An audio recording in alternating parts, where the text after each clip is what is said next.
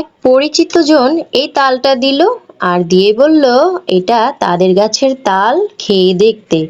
তো আমিও এই তালটাকে কি করা যায় এই ভাব পরিকল্পনা করছি। তো যাই হোক, এখন তালটাকে আমি কিভাবে ছিলতে হয় নিতে হয় তা দেখাবো। অনেকেই জানে না তাল কিভাবে ছিলতে হয়, কিভাবে নিতে হয়। তো আমি একটা এখানে সিজার নিয়েছি। তো ওটা দিয়ে আমি টেনে টেনে দেখছি পারছি না, তখন আমি হাত দিয়ে টানা শুরু করলাম। তো হাত দিয়ে আস্তে আস্তে এই যে তালটাকে ছিলে নিব। আমরা যখন গ্রামে এরকম আমাদের তাল গাছ ছিল, আমরা যখন তাল পাকতো একসাথে অনেকগুলো তাল একসাথে নিতাম আর গ্রামে সবাই মিলে এত মজা করতাম, মানে কত গল্প কত আনন্দ হতো। সেই দিনগুলি আসলে মনে পড়ে, তাল দেখলেই আমার সেই দিনগুলির কথা খুবই মনে পড়ে। তো আমি কিন্তু এই যে তালটা পুরোটা ছিলে নিয়েছি, এখন এটাকে টেনে টেনে একেবারে নিচ অবধি ছিলে ফেলবো।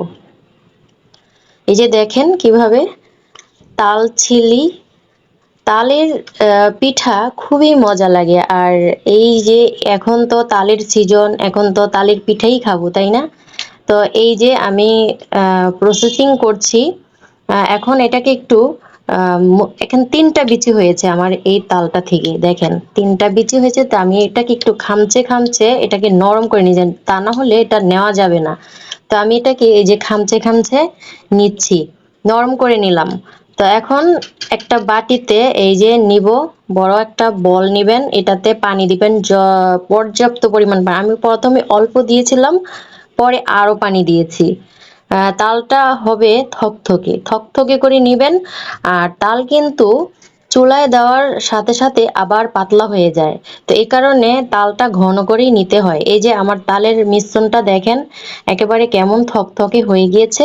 তো এই পর্যায়ে আমার তাল নেওয়া শেষ। আমি কিন্তু ভালো করে এটা মথে নিয়েছি, একেবারে আঁশের মধ্যে যেন না থাকে, এভাবেই মথে নিতে হবে। তো আমি এখানে চিপে চিপে রসটা সরিয়ে নেব। এখন বাকি যে কাজটা সেটাও করব।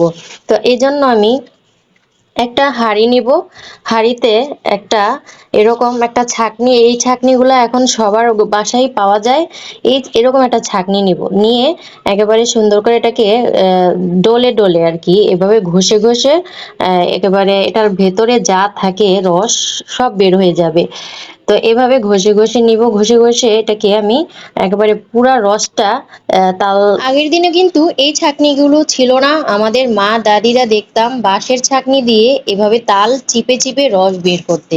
তো আমরা কিন্তু খুবই ভাগ্যবান, একেবারে দারুণ টেকনোলজি পেয়েছি, দারুণ দারুণ আসবাব তৈজসপত্র পেয়েছি। তো ভালোই আমরা আমাদের কাজকে সুবিধা করে দিয়েছে।